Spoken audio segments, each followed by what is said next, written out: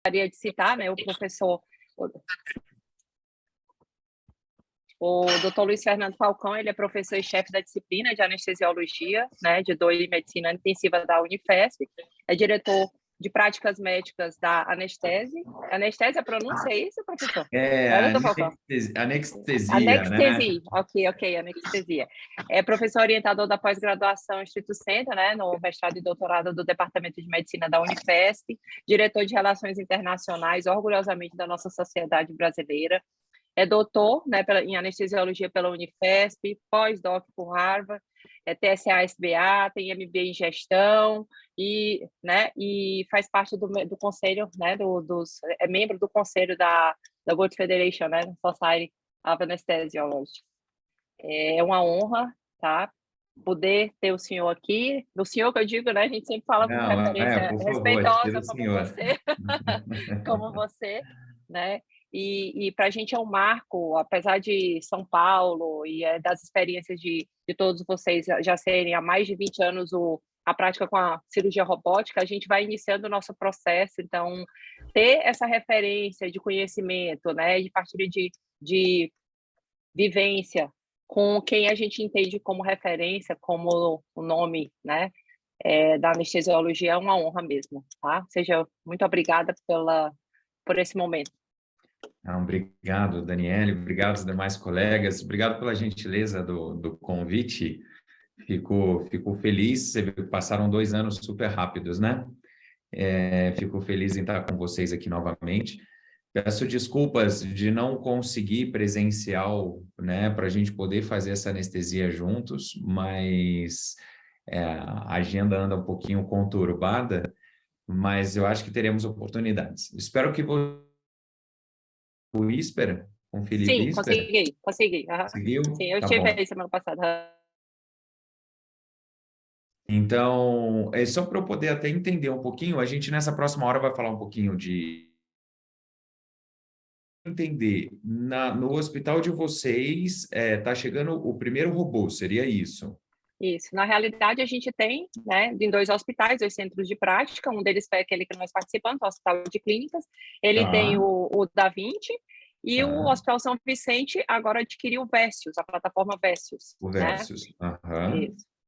E nós já estamos, acho que se eu não me falha a memória aqui, hoje nós completamos, se eu não me engano, a 5ª, né, cirurgia robótica, é isso, Tom? Sabe me dizer, me confirmar? Hoje foi Sexta, a 6ª. né? A 6ª cirurgia. A primeira do aparelho digestivo, todas as demais foram cirurgias urológicas, e aí estamos caminhando nas subespecialidades, né? Legal. Não, isso é super interessante, porque tem uma adesão muito grande, né? Principalmente pelos cirurgiões, às vezes aonde está o nosso principal obstáculo e a nossa principal dificuldade, né? Porque eles têm uma curva de aprendizado que é extremamente compreensível, né? O que dá para entender, e a gente precisa acompanhar junto, apesar a nossa curva de aprendizado é um pouco mais rápida, né? Mas aí a gente precisa acompanhar isso junto. Eu montei uma apresentação, depois eu posso mandar para vocês tanto os slides, quanto, se vocês quiserem, os artigos também, mas toda apresentação ela tem referência, então fica mais fácil também se vocês quiserem pegar. Vocês estão vendo a minha tela? Sim. Tá bom. Coincidentemente, Daniele, essa foi uma aula que eu fiz na nossa reunião científica aqui da disciplina de anestesiologia da Escola Paulista, e tem o quê? Eu acho que nem 1 mês. Então, a apresentação é a mesma apresentação, ela está atualizadazinha, mas, por favor, fica à vontade, se vocês quiserem ir perguntando, interrompendo, é um bate-papo entre colegas.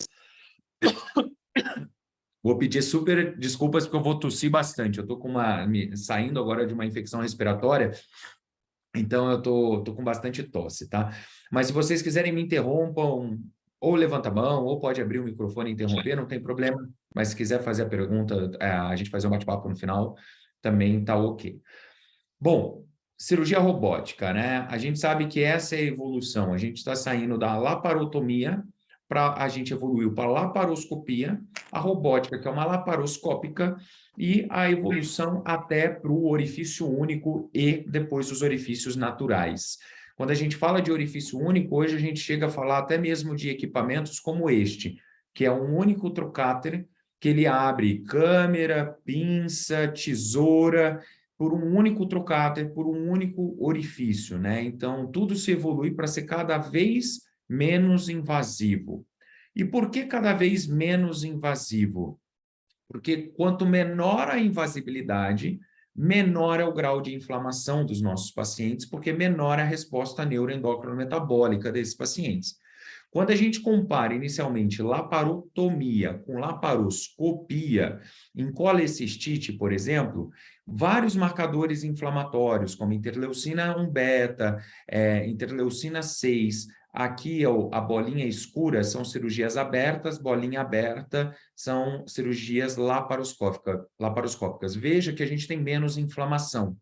Da mesma forma, quando a gente vai falar em PCR desses pacientes, ou a gente vai falar de endotoxina desses pacientes, a coluna preta, são cirurgias abertas. Então, a gente sabe que cirurgia laparoscópica tem menos inflamação, seja numa colecistite, seja em uma cirurgia maior, como, por exemplo, uma ressecção coloretal, que a gente vai comparar a cirurgia aberta, né, laparotomia versus laparoscopia, veja que a gente tem mais inflamação na bolinha aberta aqui, na bolinha branca, nas cirurgias abertas. Por que que isso é importante? Por que que inflamação é importante? Porque a inflamação está relacionada com outcome. Então, quanto maior a inflamação do nosso paciente, pior é o desfecho. Nesse estudo dá para a gente ver que interleucina 6 acima de 15, né? Isso está relacionado com quase 3 vezes maior morbimortalidade no pós-operatório, principalmente em pacientes idosos.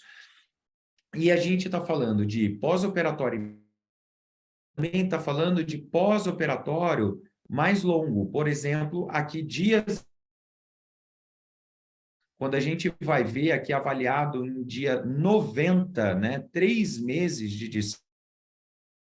inflamação, que é o rosa mais escuro aqui, teve menos sobrevida do que quem teve mais inflamação teve menos sobrevida do que quem teve menos inflamação. Então, isso tem um impacto, seja no pós-operatório imediato, seja no pós-operatório intermediário de 90 dias, seja no pós-operatório de anos. Aqui nós estamos falando de 80 meses, né? Nós estamos falando de 6, 7 anos de pós-operatório, pacientes que tiveram maior estresse cirúrgico, maiores inflamações em cirurgias oncológicas. Percebam vocês que o azul é paciente que teve alta PCR, né? Então, uma curva de Kaplan-Meier mostrando uma mortalidade maior. Portanto, quanto menor a inflamação dos nossos pacientes, melhor é o desfecho. Isso inclui também na nossa parte anestésica, por isso que a gente fala muito de anestesia multimodal, de combate à resposta neuroendócrino-metabólica ao trauma para reduzir a inflamação, porque isso melhora o desfecho dos nossos pacientes. Bom, Falcão, você está falando de laparotomia versus laparoscopia e você está falando de outcomes. E a cirurgia robótica, onde que ela entra? Primeira coisa que a gente tem que ter na mente, a cirurgia robótica nada mais é do que uma cirurgia laparoscópica. Só que ela impõe uma série de desafios para a gente, que a gente vai discutir aqui um pouquinho.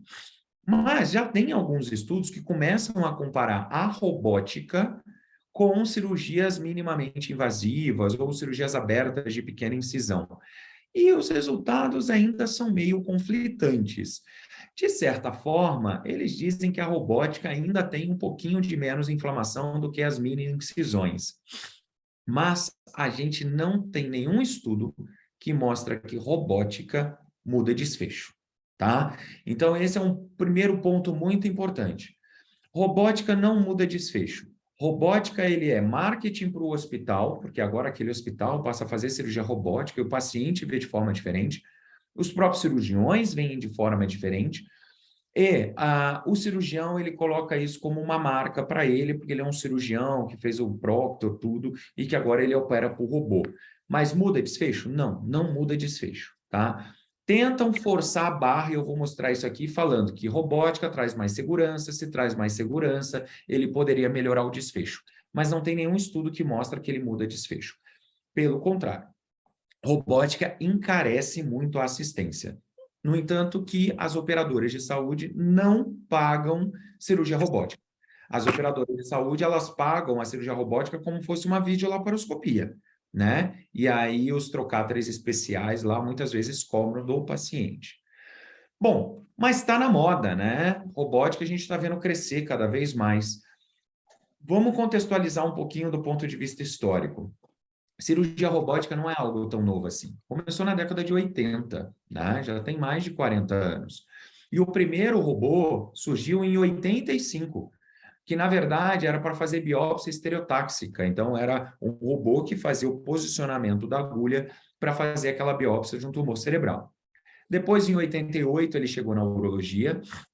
Se tem uma especialidade que se beneficia de cirurgia robótica, é a urologia, tá? E eu vou falar isso aqui mais para frente. Cirurgia gastrointestinal, cirurgia bariátrica, robótica é invenção de moda, tá? Então, isso para a gente é muito difícil.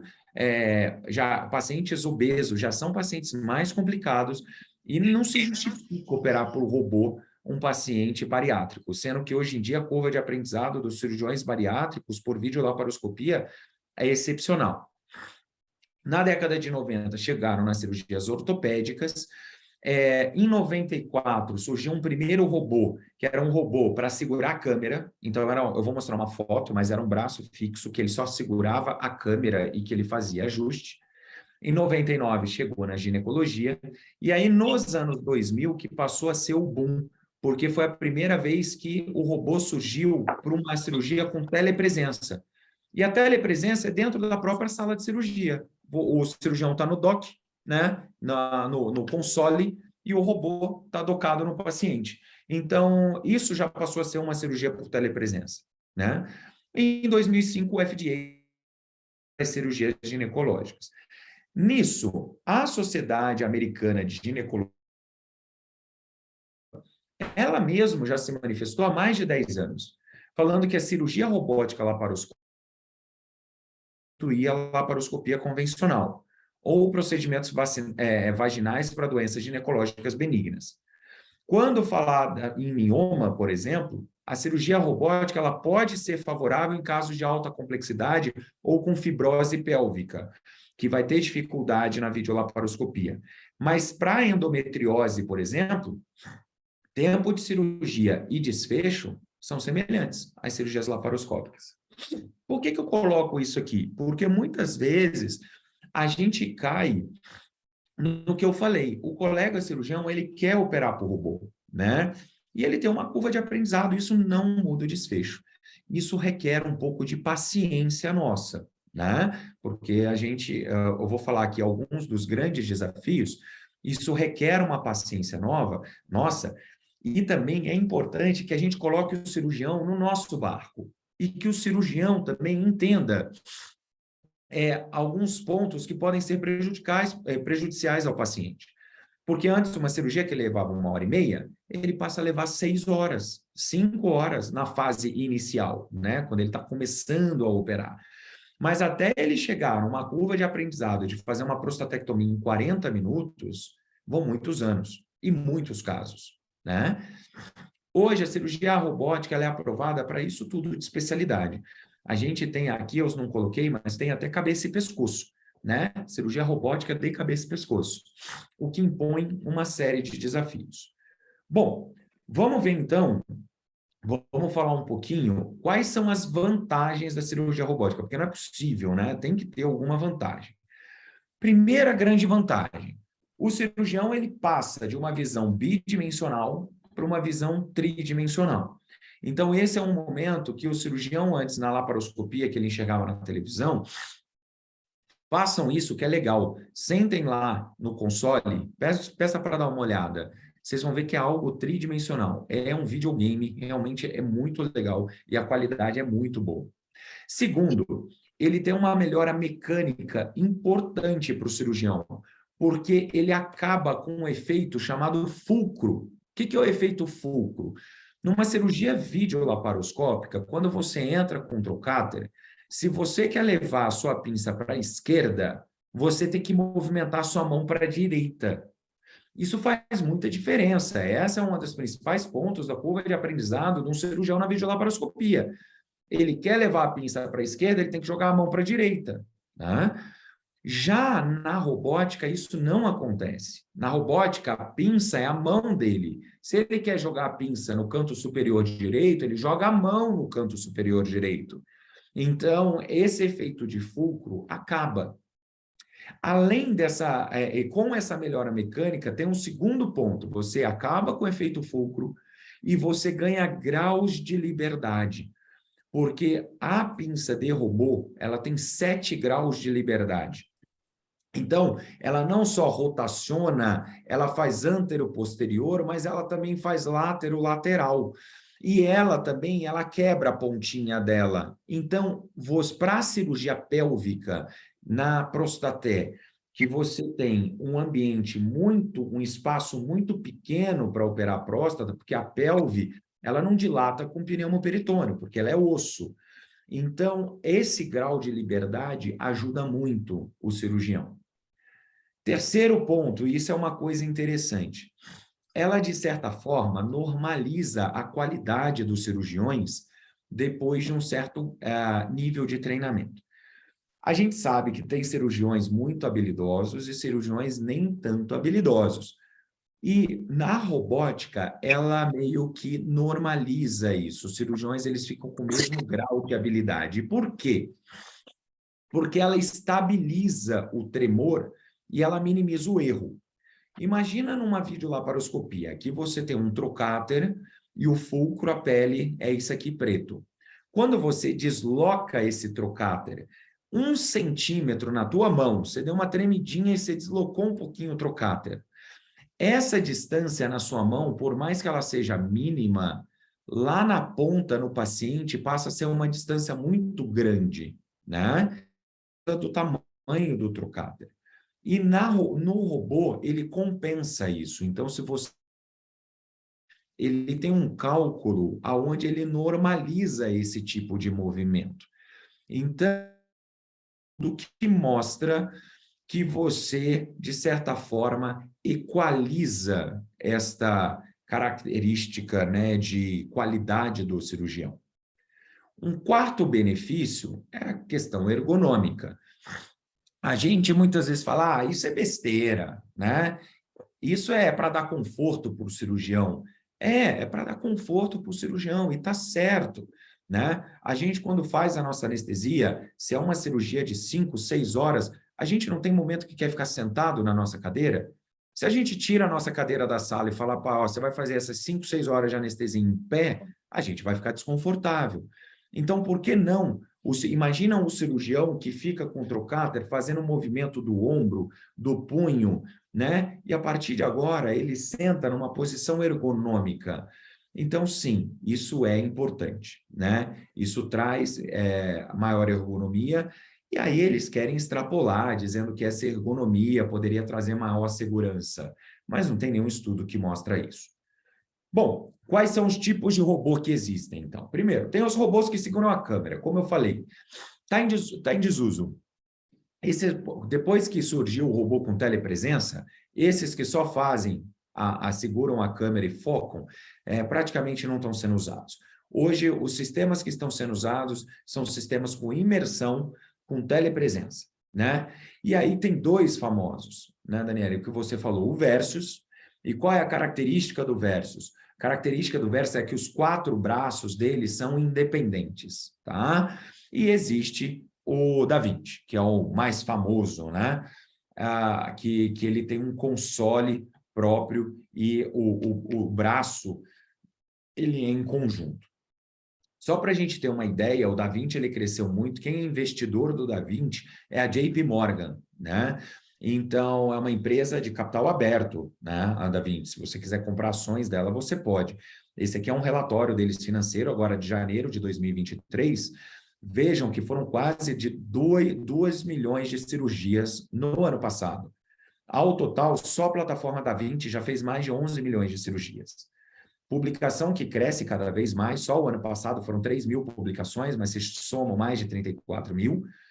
E no ano passado foram instalados mais de 1.200 Da Vinci ao redor do mundo, mas já são mais de 7.500 hospitais com Da Vinci. E veja que o número só cresce. Mesmo durante a pandemia, o número cresce, né? Então, é uma realidade.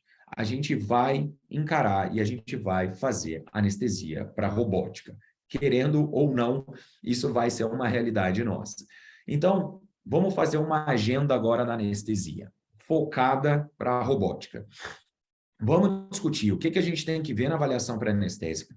Vamos discutir o posicionamento, que talvez seja um dos nossos maiores desafios, posicionamento e acesso ao paciente. A estratégia anestésica, o pneumoperitônio, um dos grandes desafios que é a ventilação mecânica, estratégia de analgesia, como estubar esse paciente e 2 slidezinhos de otimização perioperatória. Então, falando de avaliação pré-anestésica. Primeira coisa, a gente precisa lembrar que a grande maioria é uma cirurgia videolaparoscópica. Pensem nisso. Robótica é videolaparoscopia. Videolaparoscopia, ninguém opera em DDH. Ou o paciente está em proclive, ou ele está em Trendelenburg. Qual é o maior volume cirúrgico que existe para robótica? Ginecologia e urologia. Esses são os 2 maiores volumes. Então, invariavelmente, os pacientes estão em Trendelenburg, em videolaparoscopia. Então, é uma preocupação nossa perfusão cerebral e ocular, tá? Perfusão cerebral e edema cerebral está associado com delírio e disfunção cognitiva no pós-operatório. Esse estudo, ele mediu o diâmetro do nervo óptico. E vejam, senhores, que foi visto o quê? Foi avaliado o fluxo da jugular e foi visto a competência das válvulas venosas, tá? Pacientes que tinham incompetências de válvulas venosas tiveram maior diâmetro do nervo óptico, né? E pior minimentam no pós-operatório, mostrando indiretamente ou tinham incompetências venosas, tinham maior disfunção cognitiva no pós-operatório. Quem tem geralmente essa falando em cirurgia de próstata, a gente está falando geralmente em pacientes idosos. Portanto, é importante a gente fazer uma avaliação pré-operatória nos nossos pacientes preocupados com disfunção cognitiva e delírio no pós-operatório.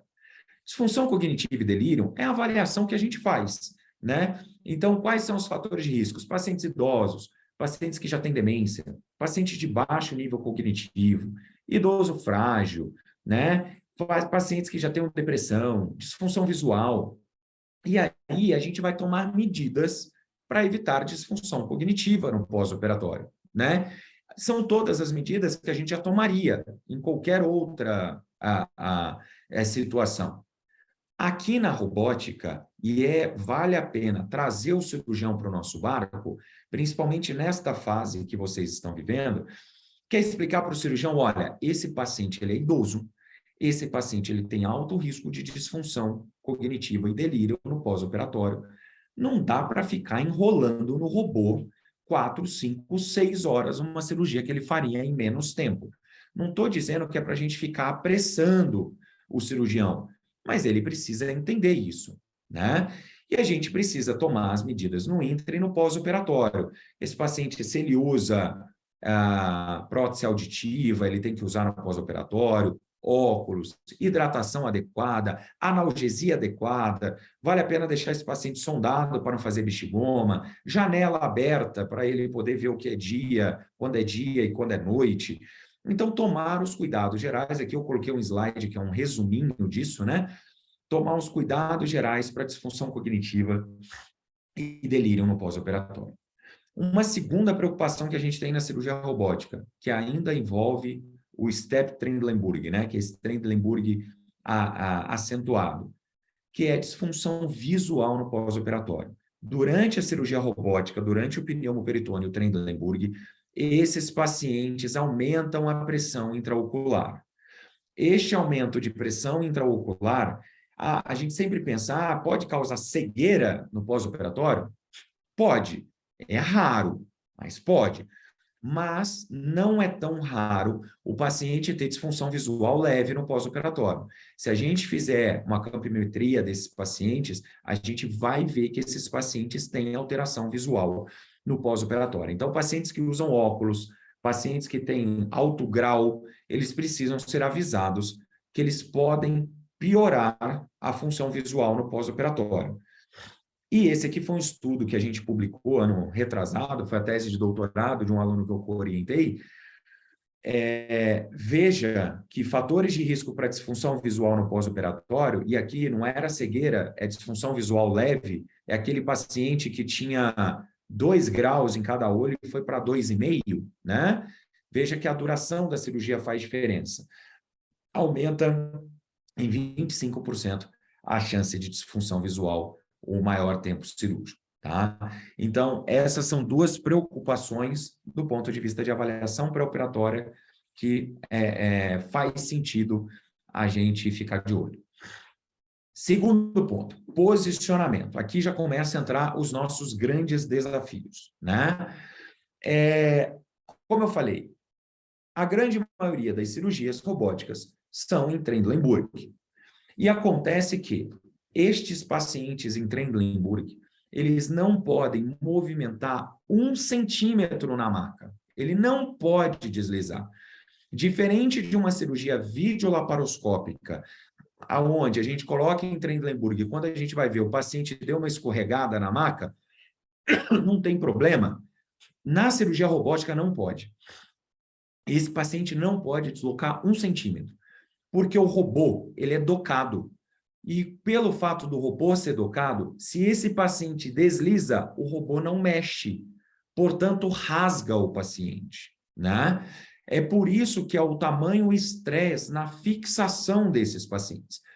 Primeiro, se for posição ginecológica e for colocar a bota, a perneira, é necessário ter aquelas botas especiais para encaixar a perna.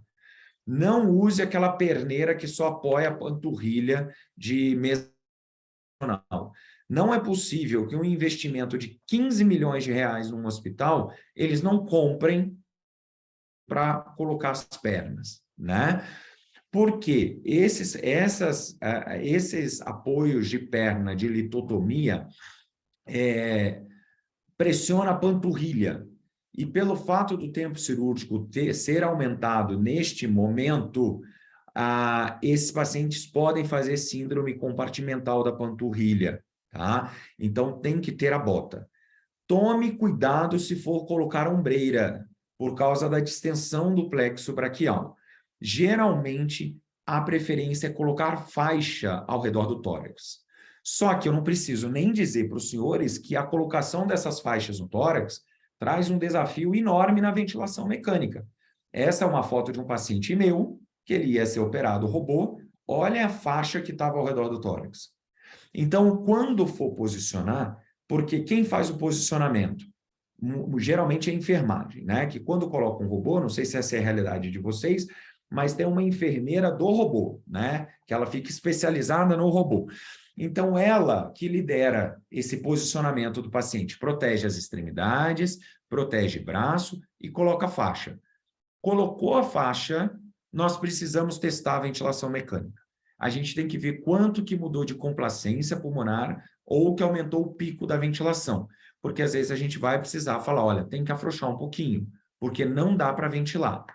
Só que, atenção, não dá para a gente ficar pedindo para afrouxar muito, tá? A gente vai precisar ser tolerante com a dificuldade da ventilação e a gente vai precisar ajustar a nossa ventilação.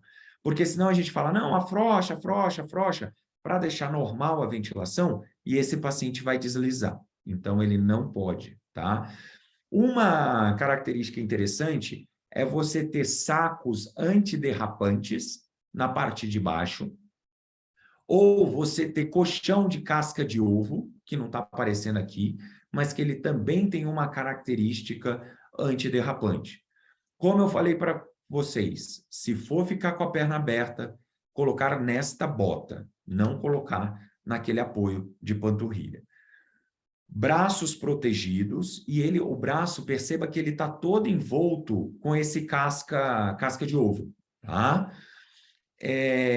Posições em decúbito lateral, mesma preocupação. Então, por exemplo, vai fazer cirurgia torácica, vai ter que quebrar a mesa para poder abrir espaço intercostal. Então, posicionamento dos braços, a gente vai ter que ter muita atenção, e posicionamento das pernas. E sempre proteger a mão, sempre que possível, deixar o máximo em posição anatômica, tá? Para a gente proteger as mãos. Por que eu estou chamando muito a atenção dessa questão do robô?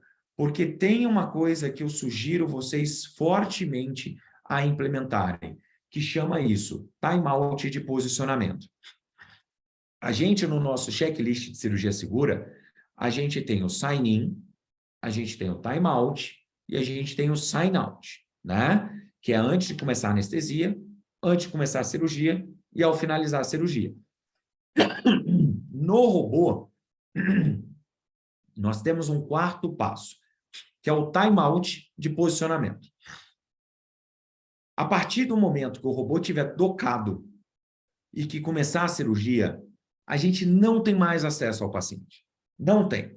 Então, a gente precisa testar tudo antes de finalizar a posição. Isso significa acesso venoso, isso significa ventilação, isso significa o BIS, isso significa tudo, o posicionamento, porque depois que o robô estiver docado, ninguém mais chega no robô. Cuidado, não fica com aquele acesso meia boca, gota a gota. Eu sugiro para vocês, na fase inicial dos cirurgiões de vocês que estiverem na curva de aprendizado, eu sugiro vocês 2 acessos venosos. É uma coisa catastrófica perder um acesso ou ficar na dúvida se ele está infundindo depois que começou a cirurgia. Não dá para desdocar o robô. Dá, mas é uma catástrofe, né? É uma catástrofe. Então, assim, sugiro fortemente, nessa fase inicial, 2 acessos venosos, tá?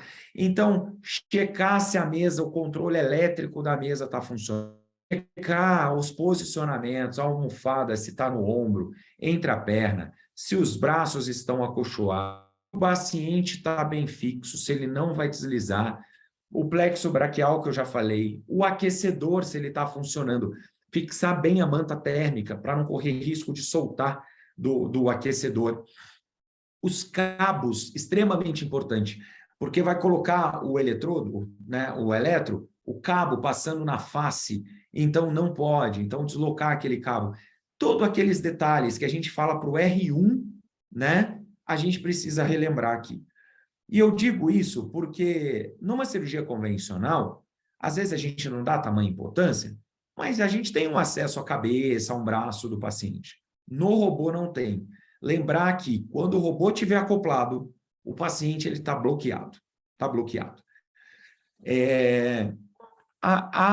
As tecnologias novas, e eu acredito que a de vocês sejam assim, talvez não do Versus, tá? Mas o da Vinci quase com certeza. E eu vou compartilhar um caso catastrófico que eu presenciei, não foi no Brasil, foi nos Estados Unidos em 2012. Quando eu estava fazendo meu pós-doutorado, em 2012, em Harvard, o Hospital Escola de Harvard é o MGH, o Massachusetts General Hospital, que é um hospital top, sempre está entre os melhores hospitais do mundo. E lá era uma plataforma do Da Vinci que a maca cirúrgica não conversava com o robô, tá? Era a maca cirúrgica, ela era independente. O que aconteceu? O robô estava docado e o cirurgião, ele falou para elevar, e era para elevar a PA. E o residente elevou a mesa. Ele subiu com a mesa, com o robô docado. Perfuração hepática, perfuração esplênica, perfuração de alça. Tiveram que tirar o robô para fazer uma laparô de urgência. Uma catástrofe, porque está o robô docado e, de repente, ele subiu a mesa, tá? Então, nesse dia em diante, dentro deste time-out de dock do robô, O que que acontece lá? Uma sugestão, talvez, para a plataforma Versus de vocês. Eu tenho Versus aqui também na BP. Aqui na BP a gente tem 3 robôs, né? No Mirante a gente tem 1, no BP Paulista a gente tem 2. Foi feita uma caixa de acrílico do tamanho do... Foi comprado, usinado, nem sei, uma caixa de acrílico. E neste timeout do robô, fala robô docado. Faz parte desse checklist você fechar o controle dentro da caixa de acrílico e passava uma fita vermelha dele, tipo robô docado, dentro da caixa de acrílico. Então, mesmo que você quisesse subir a mesa, tem uma caixa de acrílico com uma fita vermelha. Então, né, você tem que... É uma barreira, um bloqueio. Não estou dizendo que talvez precise colocar essa caixa de acrílico, mas docou o robô, mete um esparadrapo. Aqui no nosso hospital, o que a gente fez? A gente tira no Mirante a mesa conversa com o robô, né? Então, se a gente quiser mexer na mesa, ele sempre pergunta se o robô está docado. No hospital, no São Camilo, por exemplo, que era uma plataforma antiga que a gente não tinha, na hora do timeout a gente tirava o controle, desconectava o controle da mesa e o controle ficava separado. Então, mesmo que se você quisesse mexer, o controle está desligado, você teria que entrar debaixo da mesa para poder mexer, tá? Então, esse é um detalhe extremamente importante.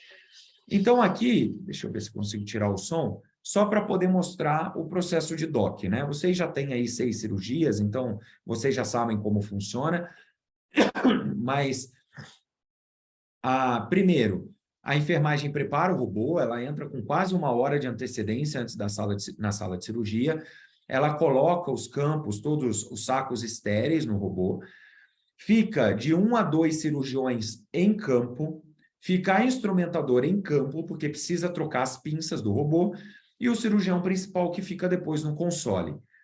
Veja que aqui eles estavam docando o robô. A gente não tem mais acesso ao paciente. A gente não consegue ir lá e acessar. É difícil, é muito difícil. Por isso que é um ponto muito importante a gente entender o acesso ao paciente, porque quando a gente olha no livro, tá assim, está aqui na cadeira, isso aqui é mito, né? Às vezes, o robô, o doc, ele está na cabeça do paciente.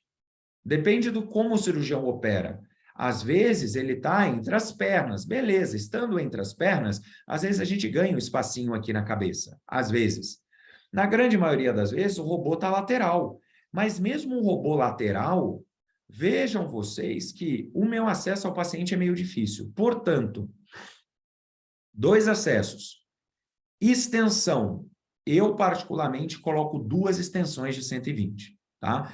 Equipo, torneirinha, extensão e extensão. Porque eu quero que o meu poste de soro com as minhas bombas de infusão fiquem longe, fiquem próximo de mim.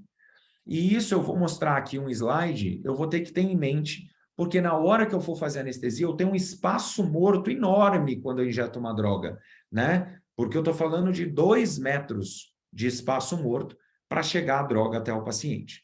Veja aqui, cirurgia de cabeça e pescoço. Olha aqui, o robô na cabeça do paciente, né? Então, a gente realmente não vai ter acesso. Aqui algumas outras fotos ilustrativas, né? Olha esse aqui, ó. O paciente em Tremblemburg, o robô com os auxiliares, a cabeça do paciente está aqui. Como é que eu entro aqui no meio? Se eu tenho uma dúvida, se está infundindo, não precisa funcionar central, não precisa funcionar artéria, mas tem que ter um acesso periférico bom. Às vezes, quando o robô está lá entre as pernas do paciente, olha aqui, eu ainda tenho a cabeça. Isso aqui é um privilégio. Mas, mesmo assim, eu deixo uma extensão grande. Toda vez que a gente deixa a extensão grande, eu trouxe só esse slide ilustrativo. O Bob Peter Freud é um amigo muito grande, ele é lá de Harvard, e a linha de pesquisa dele é só isso, né? Esse aqui é um gráfico de um dos estudos dele, que ele só estuda a farmacocinética de bomba de infusão. Porque ele sempre fala que a farmacocinética e a farmacodinâmica de uma droga, principalmente a farmacocinética, né? Ela começa no botão da bomba de infusão.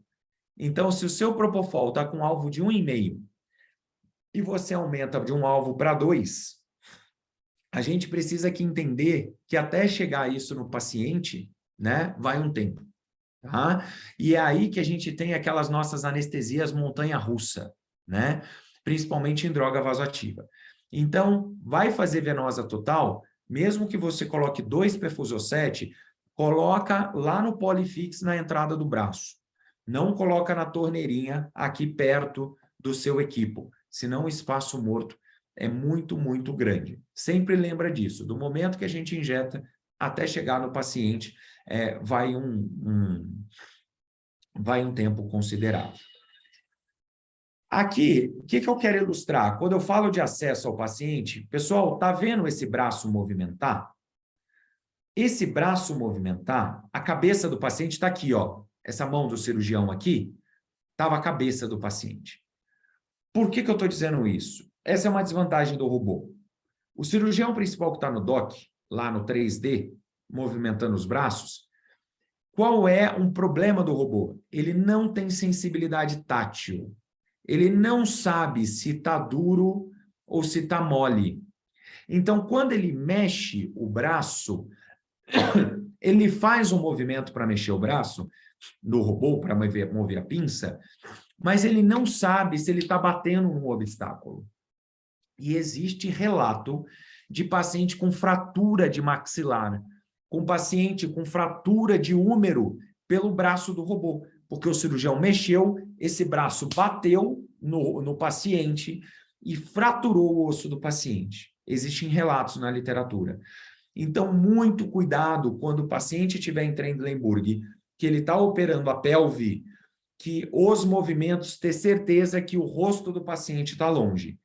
E a gente, lembra que eu falei aquele colchão casca de ovo? A gente não coloca só ao redor da mão.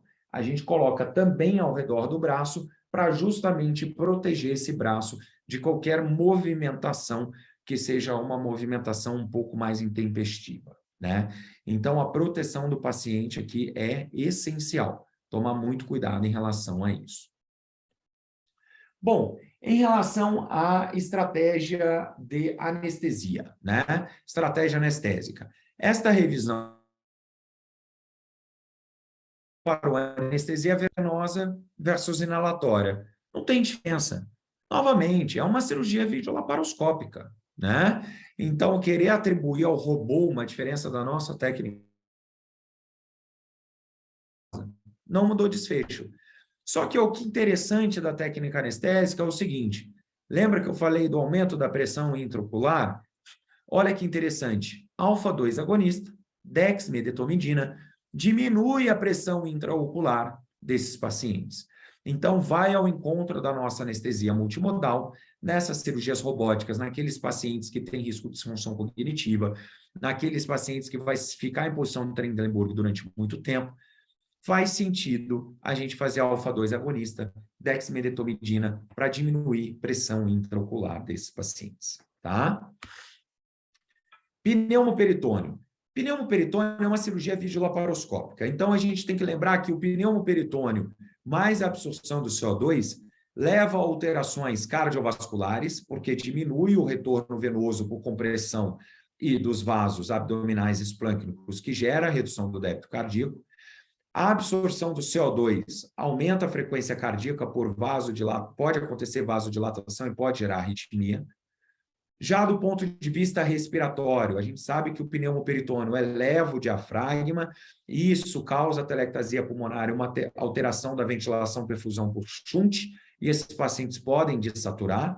Já a absorção de CO2 gera uma acidose respiratória. E do ponto de vista renal esplâncnico, por redução do fluxo sanguíneo renal esplâncnico, a gente vai ter queda da diurese e a gente pode ter lesão peritoneal, aonde essa lesão peritoneal acontece por uma questão de isquemia e reperfusão, aonde vai ter dor abdominal no pós-operatório. Então, a gente já sabe que essas são as alterações de qualquer videolaparoscopia. Não é porque é robô, né? Só que quando a gente fala em cirurgia robótica, a gente está falando em cirurgia mais demorada. Então, a absorção do CO2, tem que lembrar que depois ali de 1 hora, ela vai atingir um determinado platô, né? O paciente não vai ficar absorvendo continuamente CO2. Então, é muito importante a gente otimizar a ventilação do paciente nos primeiros 30 minutos até 1 hora, tá? para que esse platô ele seja um platô menor. Já o pneumoperitônio, propriamente dito, o que é importante? Reduzir a pressão desse pneumo, porque se eu reduzo a pressão do pneumo, eu consigo diminuir estas consequências que eu já falei aqui. Cirurgia robótica. A gente não precisa de pressão de pneumo de 15, de 20, porque o cirurgião ele já otimizou a visão dele. Mas os cirurgiões, eles estão acostumados a pedir uma pressão de 15, 16, 17, 18, alguns 12, 13. Vale a pena a gente dar uma lembrada no cirurgião. Olha, diminui um pouquinho a pressão de pneumo, vai ajudar na nossa ventilação, vai ajudar em todas essas consequências. Porque ele, na robótica, ele já está com a visão otimizada. Claro, manter um bloqueador neuromuscular e um relaxamento adequado desses pacientes para reduzir a pressão de pneumo, sim, imprescindível. Mas é imprescindível que esse paciente não tenha movimento no intraoperatório.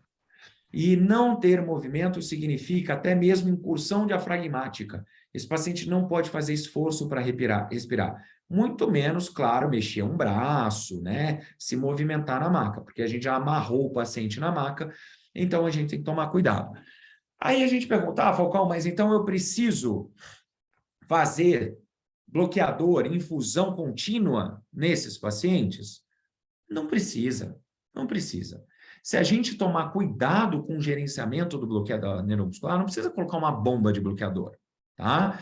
Eu monitorizo meus pacientes sempre com TOF, tá? Eu faço muita multimodal, então eu uso magnésio para poder prolongar o bloqueador neuromuscular e tem que ter Sugamadex para reverter no final. Porque ter cirurgia robótica, gastar 15 milhões de reais num robô e não ter 150 reais para comprar o Sugamadex, também é um contrassenso. Então, precisa ter o Sugamadex para poder reverter esse bloqueio ao final da cirurgia, tá? E fazer um gerenciamento de um bloqueio neuromuscular de uma forma adequada para esse paciente não ter movimentação. Caminhando para o final, ventilação mecânica. Baita desafio, né? Paciente em Trendelenburg com pneumoperitônio, fazendo com que esse pulmão tenha regiões hiperdistendidas e regiões atelectasiadas, uma grande heterogeneidade pulmonar, né? Então, a gente sabe que esses pacientes com aumento de pressão de vias aéreas, em virtude da atelectasia, causando hipoxemia e lesão pulmonar, né? De abertura e fechamento cíclico dos alvéolos.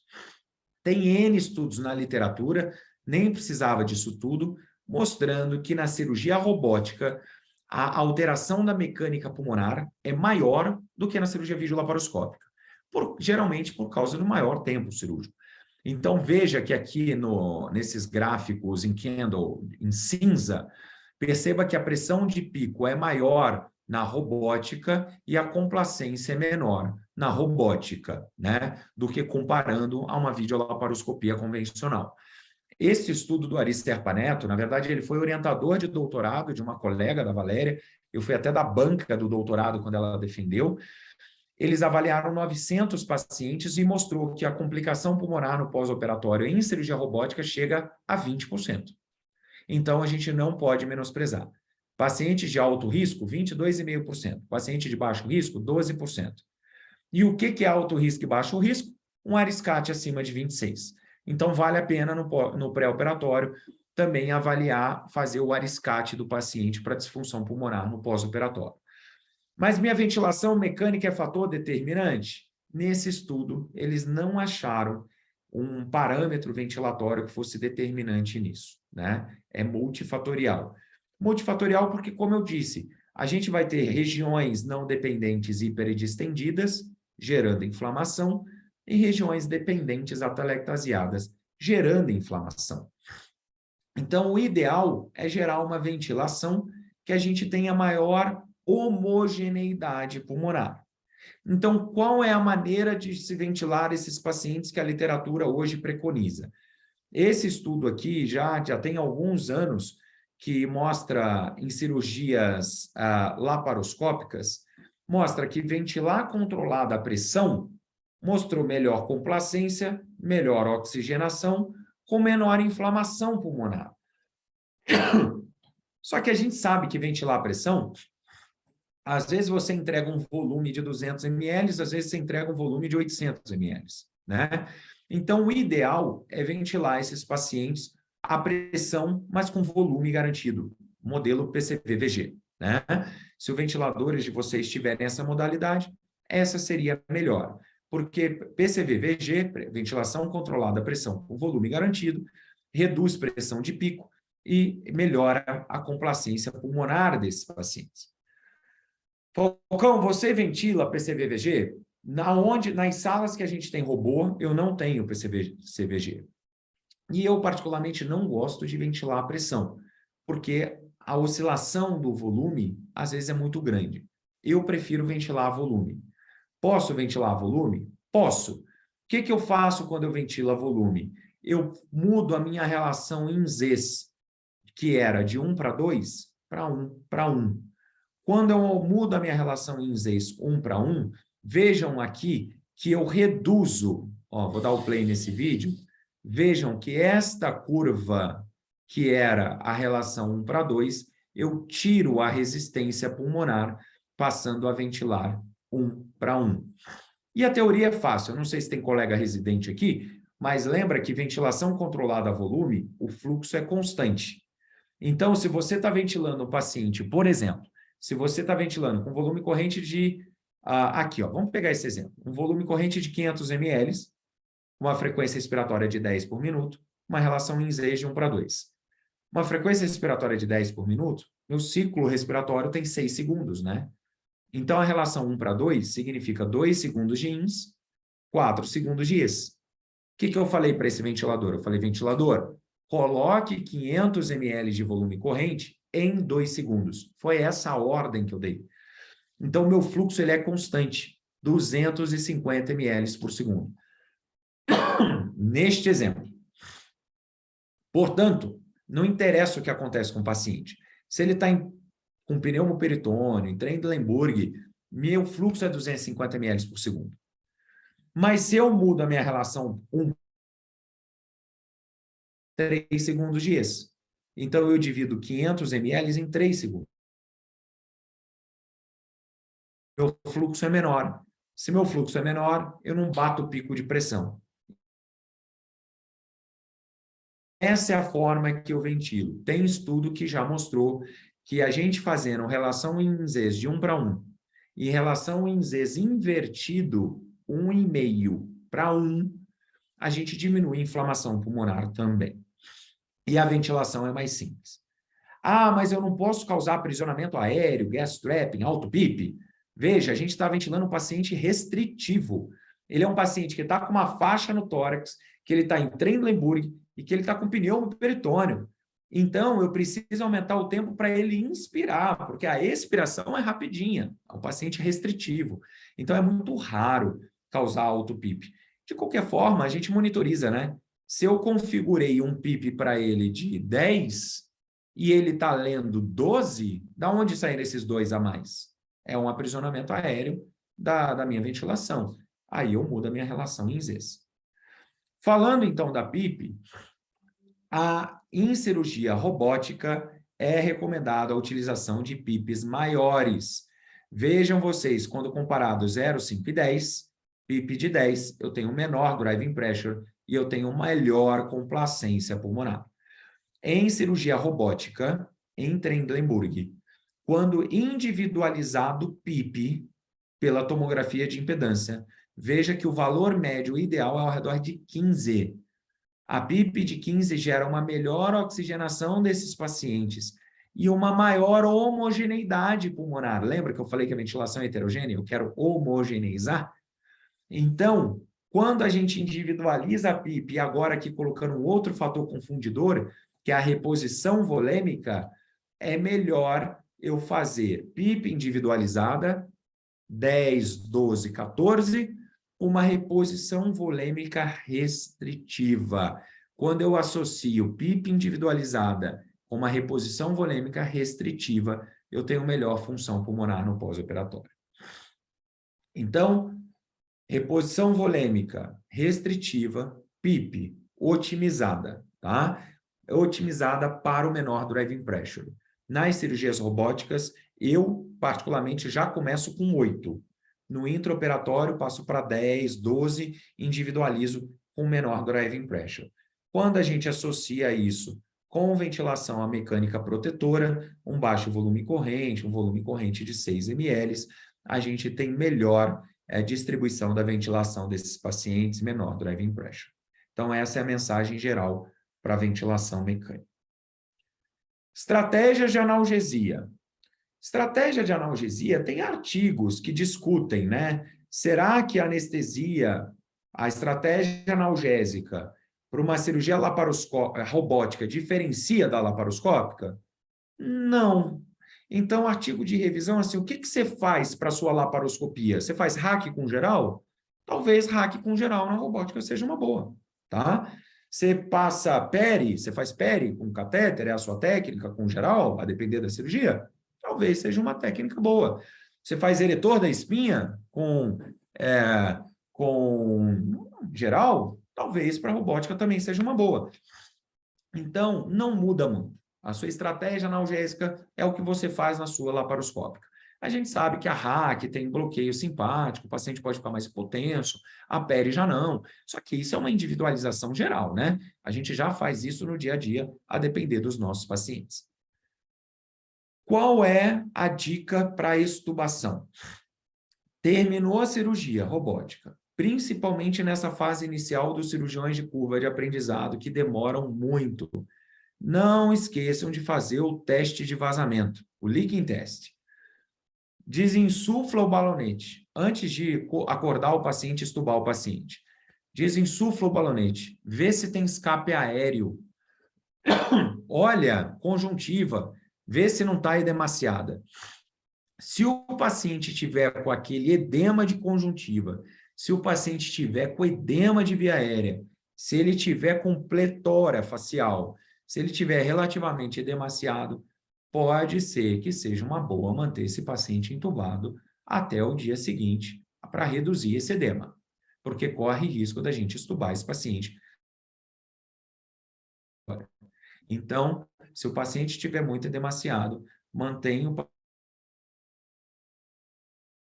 diurético para poder diminuir o edema de via aérea desses pacientes. O que na robótica a gente precisa ter atenção. E um último slide que eu coloquei, otimização perioperatória, porque eu gosto sempre do tema, eu sempre tento linkar, porque eu acho que faz sentido. Assim, tem hoje em dia estudo tentando demonstrar em cirurgias de alto risco, né? GDP, a Prostaté, que quando você associa a robótica comparada à cirurgia aberta ou videolaparoscópica, você tenta reduzir o tempo de internação hospitalar, seja na duodenopancreaté, seja na Prostaté, e até demonstra um pouquinho de redução de custo quando você coloca a robótica. Se essa redução de custo paga o robô, é outra pergunta, ninguém estudou isso. Mas, assim, se fizer tudo bonitinho, fizer toda aquela estratégia perioperatória, multidisciplinar de otimização perioperatória, você consegue reduzir custo. Mas isso já era esperado também, né? Porque aqui ele está comparando uma estratégia padrão versus uma estratégia padrão robótica versus uma estratégia robótica com eras. Então, ele não está comparando uma estratégia também padrão com eras, né? Tem esse viés. Mas parece, sim, reduzir o custo. Então, aqui estão meus contatos. Quem quiser pode me mandar uma mensagem ou pode me mandar um e-mail. Estou super à disposição aqui, se vocês tiverem dúvidas. E, novamente, eu posso compartilhar essa apresentação com vocês sem o menor problema, tá bom? Daniela, eu não sei se era mais ou menos essa a ideia, mas eu estou aqui à disposição para a gente conversar um pouquinho. Sim, era isso mesmo.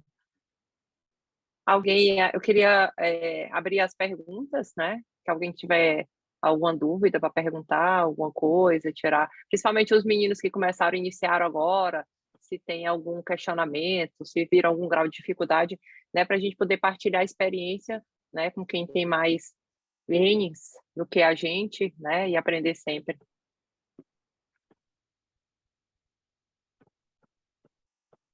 Eu tenho uma pergunta, Dani. Na verdade não é uma Tá. pergunta, é um pedido Professor Falcão, tu tens experiência, Falcão, com cirurgia torácica, robótica? E se tu tens essa experiência, que tipo de, que tipo de, tipo de bloqueador pulmonar você usa? Se você prefere os tubos seletivos, Carmen, Robert Shaw, bloqueador brônquico, e como a técnica da cirurgia robótica com gás dentro do tórax traz complicações para a gente. Não sei se vocês têm essa vivência aí em São Paulo já.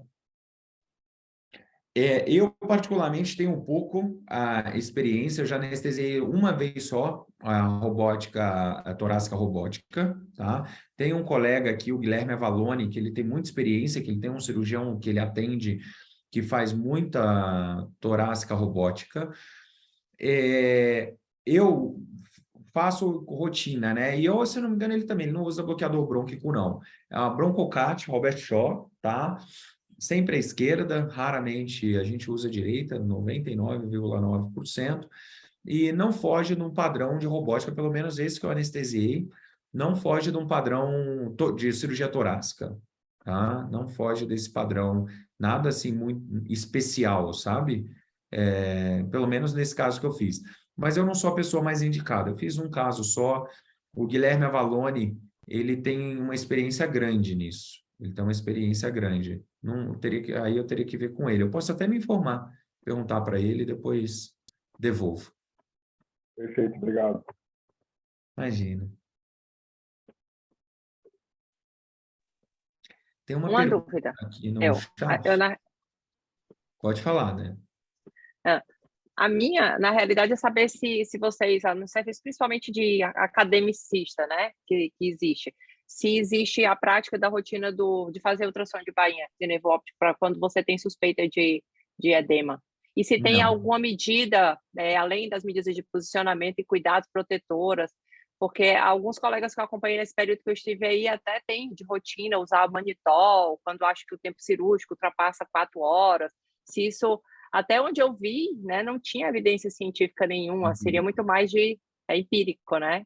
E se existe alguma medida, né, até não pós-operatória de precaução, de tratamento na realidade, né, nesses casos. Não, a gente não faz ultrassom de rotina para ver nervo óptico, é empírico mesmo. E aqui a gente tem isso, cirurgias acima de 4 horas, a depender de quanto volume foi feito, fazer um manitol nesses pacientes, né? A gente tem cada vez mais pesado mão, segurado a mão na hidratação desses pacientes, mas aí é tudo risco-benefício, né? Porque também não dá para deixar o paciente seco, ele não vai ter nada de edema, mas ele vai ter insuficiência renal. Então, é a questão da balança. Mas a gente não faz essa avaliação, assim, pormenorizada para ver edema de nervo óptico, essa coisa a gente não faz. E, professor, em relação ao uso do manitol, existe algumas estratégias de uso, quais os pacientes, quem seriam, quais os tipos de cirurgia, alguma orientação em relação, principalmente porque o nosso tempo cirúrgico aqui ele vai ser provavelmente em torno, né, ou maior do que 4 horas, né? Se tem alguma medida que a gente possa já, além de todas essas, né, passadas, a gente poder também se precaver. E em relação também à questão da terapia polêmica, né? Se vocês guiam por alguma, né, por algum monitor de débito, se faz, né, se tem alguma rotina de quanto de volume, né? Quanto se avaliar isso, já que a questão de monitorização do paciente, o fato de você não ter tanto acesso ao paciente, até quando, né, chegar nesses casos aí invadindo o paciente, além dos critérios pré-operatórios, né, do caso do paciente, do ponto de vista clínico mesmo.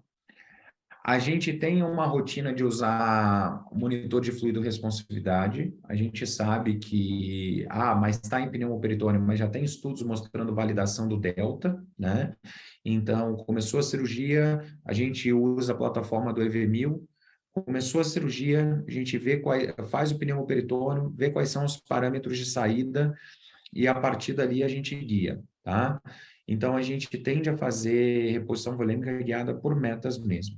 As cirurgias mais demoradas, além de monitor de fluido e responsividade para dar um parâmetro geral, a gente avalia marcadores de perfusão, né? E aí, marcador de perfusão é basicamente lactato, que é o que a gente usa de rotina, e SVO2. Foi uma pena quando saiu o PRECEP da prática clínica, a gente ficou muito triste, porque a gente não tem um gasômetro dentro do centro cirúrgico. Tem um hospital agora que a gente está começando a trabalhar aqui, esse hospital até tem, então a gente consegue fazer a gasometria em tempo real, só que aí nesses casos de robótica a gente usa o iStat, né? A gente fica junto conosco para fazer o resultado ali na hora. Do uso do manitol, a gente acaba fazendo quando as cirurgias se prolongam mais e a gente individualiza. Não tem uma rotina nesses pacientes eu vou fazer, assim, protocolinho, né? Do tipo, passou esse cutoff, essa linha, eu faço. A gente acaba individualizando mesmo. Acaba individualizando. Hoje a gente tem uma sorte grande que, assim, são pouquíssimos dos nossos cirurgiões que estão nessa curva bem inicial de aprendizado, né? Na BP a gente está com robô, foi em 2016, então 7 anos, e lá no São Camilo, na época que colocou, tem também isso, 5 para 6 anos. Então, hoje, o cirurgião urológico faz a prostatectomia, não sei se você acompanhou com isso, 40. Uhum. mas ele faz em menos de 1 hora, né? 40 minutos de console. 40 minutos de console, é super rápido. Então, a gente individualiza mesmo, acaba individualizando. Tá? Na realidade, eu partilho uma preocupação nossa, porque a gente está na fase, né, de aquisição, que a cirurgia robótica, o fato da aquisição da robótica, o slogan robótica, para a gente traz alguns, além dos desafios, traz alguns benefícios na questão da aquisição de alguns aparelhos, de algumas tecnologias que a gente já vinha batalhando há alguns anos, né? E a gente tendo respaldo, né? Tendo evidência de que realmente melhora o desfecho, é mais fácil da gente conseguir essa negociação através, né, com o hospital, porque um investimento de 15 milhões, que sejam 10, a gente pensar em ter segurança para o paciente, do ponto de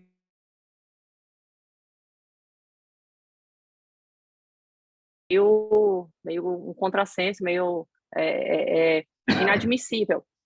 E, na realidade, essas monitorizações, elas são muito importantes. As que eu vi sempre estavam sendo usadas com o ClearSight, né? Que é com a plataforma não invasiva. Não vi nenhum caso de invasão, na realidade, de punção de artéria, nem acesso venoso central, até porque o tempo cirúrgico, né? E a segurança com que se faz a experiência, ela é muito determinante do ponto de vista da invasão, né? No caso do paciente, nesses casos.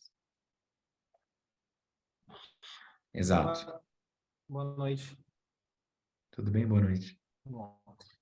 Com relação ao edema cerebral e essa preocupação, na pouca experiência que a gente teve até agora, o que nos pareceu que funcionou muito bem foi o uso da desmedetomidina, relação antidiurética e que nos permitiu uma hidratação, entre aspas, um pouquinho mais, acompanhando a diurese, um pouquinho mais liberal, tá?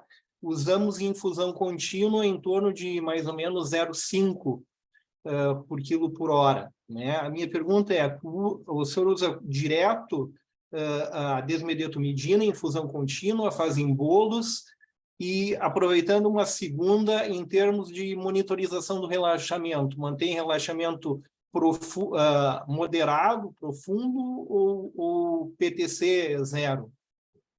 Legal, Renato, obrigado pela pergunta. Na verdade, assim, a minha prática anestésica atual não é só robótica, mas no geral eu faço uma estratégia multimodal poupadora de opioide. Então eu uso magnésio, eu uso dexmedetomidina, praticamente de rotina, né? Vamos falar aqui nas cirurgias que tem um estímulo um pouquinho maior, né? Não estou falando, né, de uma cirurgia, uma vesícula, por exemplo. A vesícula, eu uso clonidina, eu uso alfa-2, mas eu acabo usando clonidina. Então, eu uso a magnésio, uso lidocaína, uso dexmedetomidina. Como que é a minha forma de utilizar a dexmedetomidina? Perdão. eu faço uma dose que varia de 0,3 a 1 micrograma por quilo, em bolos lento. Eu não faço na bomba de infusão, eu diluo 200 microgramas em 100 ml, então fica 2 por ml, eu faço na seringa lentinho, a depender do tempo cirúrgico, né? Então, se eu estou falando de uma cirurgia de 1 hora, eu vou ali no 0,4. Se eu estou falando de cirurgia de 3 horas, eu vou no 1 micrograma por quilo para esse paciente. Uso o peso ideal e não coloco em infusão contínua, a não ser que a infusão, a não ser que a cirurgia eu tenha previsão de acima de 3 horas. Se eu tiver uma previsão de 3 horas para mais, aí eu faço 1 micrograma por quilo mais meio micrograma quilo hora, né? Desligo ali 30, 40 minutos antes. Essa é a minha forma de utilizar a dexmedetomidina. Bloqueador neuromuscular. Na minha rotina, sempre que possível, eu uso TOF. Como eu uso muito pouco opioide, né? Geralmente eu começo as minhas anestesias sem opioide. Quando eu faço 1 micrograma por quilo. Então eu estou usando ali 2 ml, de fentanil. Esses pacientes respiram muito rápido, né? Porque ele não tem depressão respiratória pelo opioide no intraoperatório. Então eu mantenho ali com PTC de 1 ou PTC de 0. Eu faço um bloqueio bem profundo, quase bloqueio intenso. Porque eu já tive vários pacientes, não foram poucos, que com PTC de 3, 4, os pacientes começam a respirar, né? Então, eles começam a respirar, eu não vejo essa movimentação ainda em campo cirúrgico, mas eu vejo no ventilador, sabe? O paciente respirando no ventilador, na curva de pressão. Então, eu mantenho com PTC de 1 ou 0 mesmo, um bloqueio intenso. Eu fico bastante estressado com o risco de movimento desses pacientes. Eu não deixo o bloqueador em bomba, mas eu fico bastante estressado. Com relação à analgesia pós-operatória, e já pensando no trans também, eu sei que as cirurgias são curtas, as nós é um pouco mais longa, mas tens o hábito de associar o bloqueio ou não, ou de usar metadona para ter uma analgesia no pós? Qual que é a tua rotina?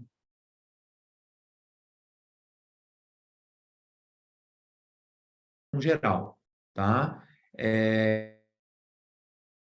De BUP, na RAC e geral. E muitos desses pacientes, às vezes a gente acaba, como associa um pouquinho mais as outras medicações, como eu te falei, muitas vezes ficam só com a bomba de propofol, tá? Cirurgias que a gente não usa a RAC, então, por exemplo, bariátrica. Graças a Deus, nossos cirurgiões bariátricos estão parando de operar com robótica, porque até eles estão ficando... percebe que o trabalho é muito grande e eles já são assim tão bons, né, na videolaparoscopia. A gente faz uma multimodal, mas usa metadona.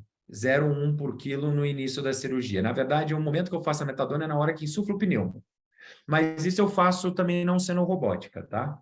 Faço na videolaparoscópica convencional. 0,1 por quilo de metadona na hora de insuflar o pneu. Não usa opioide na RAC? Só... Não, nas ginecológicas e na urológicas eu costumo usar, tá? Eu costumo colocar de 50 a 80 microgramas de morfina.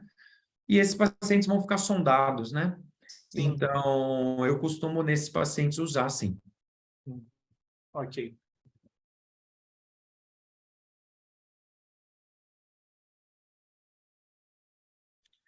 Tem algumas perguntas aqui no chat.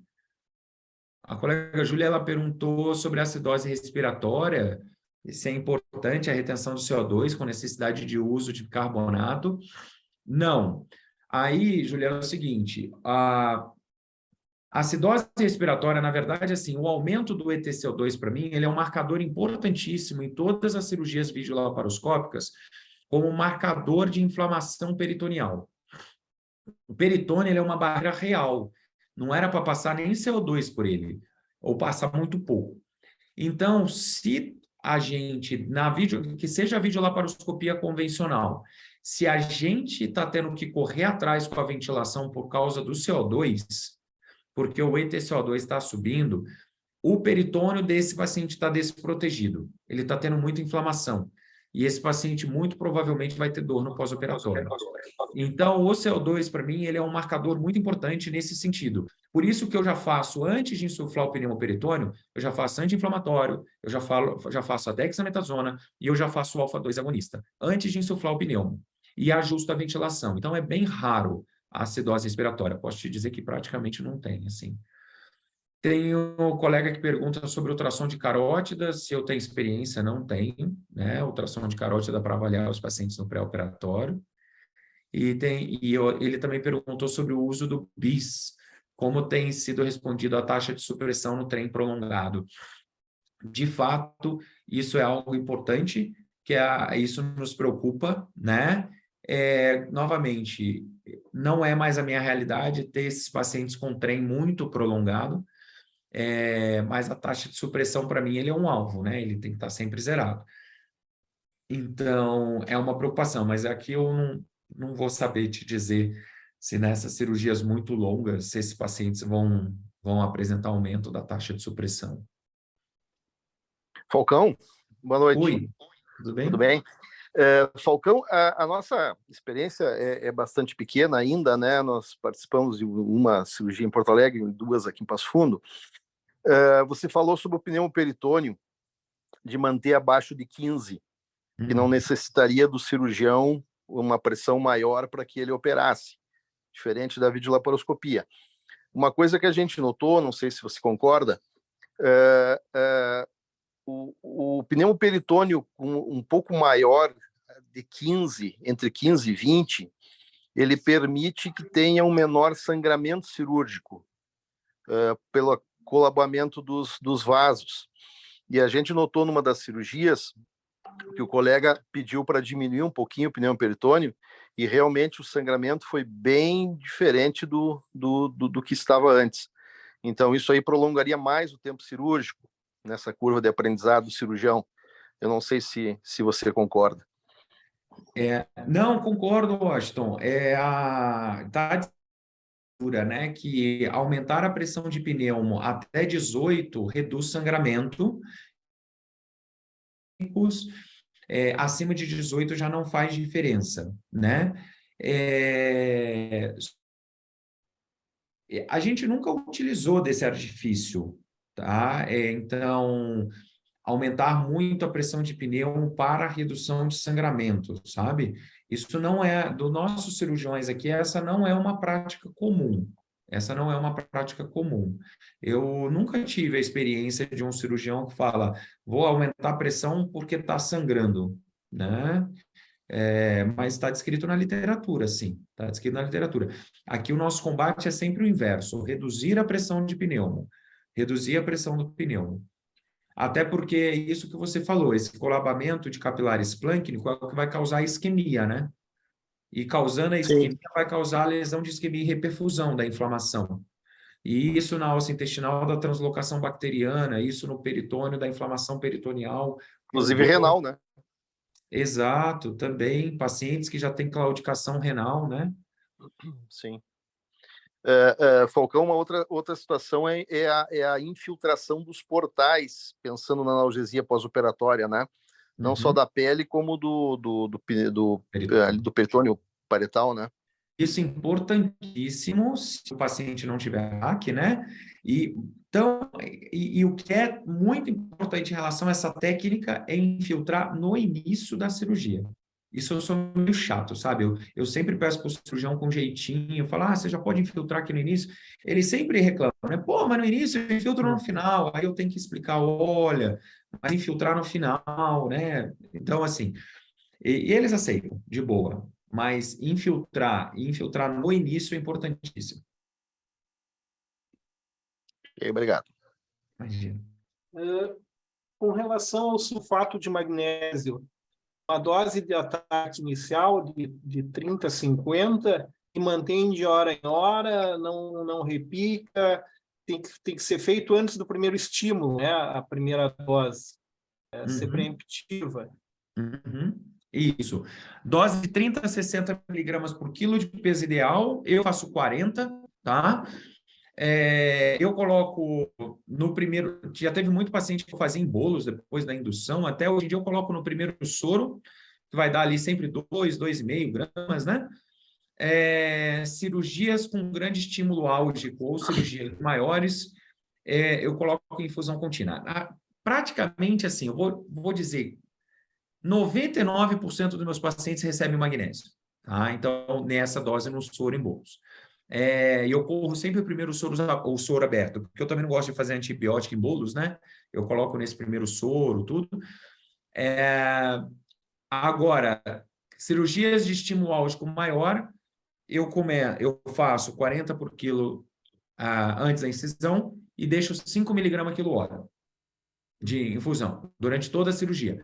5 miligramas quilo-hora de magnésio, 1 miligrama quilo-hora de lidocaína. Ok. Tá?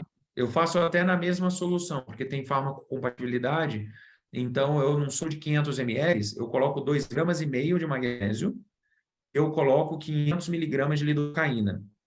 Então, o que eu faço? Eu não sei, o magnésio de vocês é de 10% ou de 50%? Tem os dois. Tem os dois. 20, 50 Então, e se for de 10%, eu tiro 50 ml, aí eu coloco 25 ml de magnésio, 25 ml de lidocaína, 2%. Se for de 50, eu tiro 30, né? Eu coloco 5 ml de magnésio e 25 de lidocaína. E aí eu corro 1 ml quilo-hora. Então fica fácil. 1 ml quilo-hora vai dar 5 miligramas quilo-hora de magnésio, 1 miligrama quilo-hora de lidocaína. E aí essa para mim é meio que uma taxa fixa. Eu não altero. Falcão, pensando em proteção ocular, que é uma das coisas que a gente se preocupa muito, né, no Trendelenburg acentuado, passando sonda nasogástrica, até a sonda facilitaria a regurgitação, até, né, pela posição.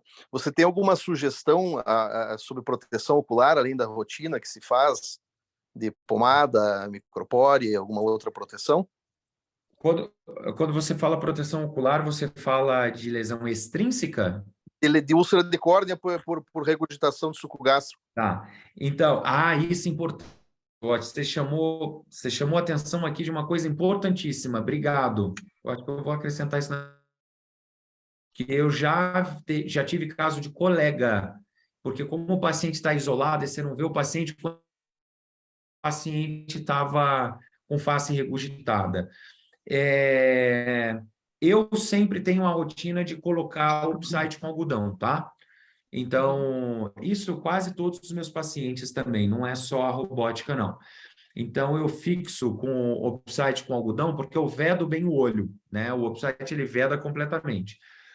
A Viscotirs, essas pomadas oculares, eu acabo utilizando em cirurgias muito longas. Eu não gosto de utilizar muito de rotina, porque o paciente acorda com aquele olho muito melado, a depender da pomada. Então, eu uso só para cirurgias muito longas. Cirurgias assim, perspectivas acima de 3, 4 horas eu acabo usando. Se não, fecho o olho com o Opsite com algodão. Professor, e a Tem um pessoal experiência que com está vendendo tampão? óculos também, né? Vende um óculos, Tá. mas esse óculos eu já usei para experimentar só, e é um custo a mais. Não tive uma... E a experiência de rotina com tampão vaginal dentro na cavidade oral? Eu vi umas pessoas colocando. Não, eu não uso, não tenho Não? experiência. Tá. Não. Esse não.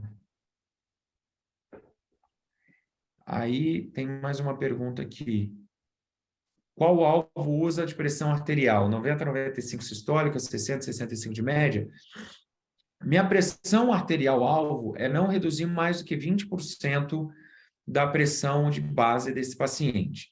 E para mim, 60 de média é o mínimo tolerável, né? Tem muitos estudos mostrando diversas alterações de pós-operatório com PAM menor do que 60 no intraoperatório.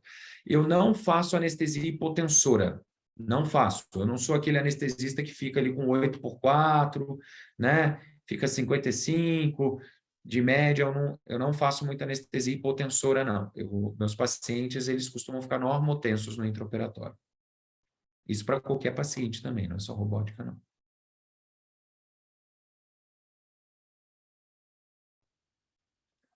Mais alguma coisa? Mais alguma pergunta?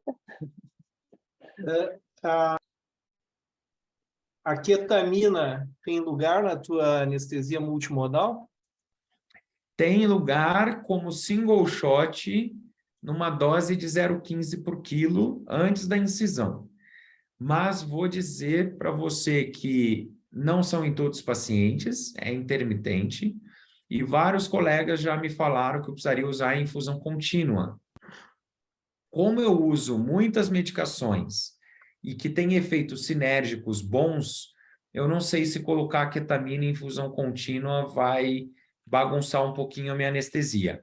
Já tem alguns anos que eu falo que eu vou fazer isso e não fiz ainda, né? Então, mas eu muitas vezes uso a ketamina, porque assim, as pessoas às vezes têm dúvida, né? Mas ketamina antagonista NMDA, sulfato de magnésio antagonista NMDA, não faz sentido usar os dois. Na verdade faz, porque a ketamina ela faz uma inibição de um interneurônio no sistema nervoso central. Então, apesar de elas terem mecanismos semelhantes, a ketamina tem um efeito a mais. Então, faria sentido sim usar os dois. Mas eu uso só como single shot, antes da incisão. E eu não posso dizer que é rotina, não. Age em locais diferentes, né? Acaba como que se somando o anti-NMDA, né? Exato, então, um efeito sinérgico dos dois nesse receptor, né? É isso, exato. E a gente cada vez ouve mais NMDA e menos Mi, né? Exato. Questões que estão na moda aí, entre aspas, né? Mas, ok. Daqui a uns anos a gente descobre que está fazendo besteira, né? Tem por isso que eu fico tomando muito cuidado, às vezes, eu defendo o que eu faço, porque, enfim, eu estudo e eu quero fazer o melhor para o meu paciente, mas eu tenho certeza que das 40 pessoas que estão aqui, cada um vai defender o que faz, porque todo mundo faz o melhor para o paciente, né? E a literatura falta muita coisa ainda, a gente vai descobrir isso mais para frente. Eu acho que só não vale a pena ser radical. Ok, obrigado. Imagina. Mais alguma pergunta? Tem alguma pergunta ainda no chat? Não, acho que o chat foi. Não, acho que não. Não, foi tudo já. Então,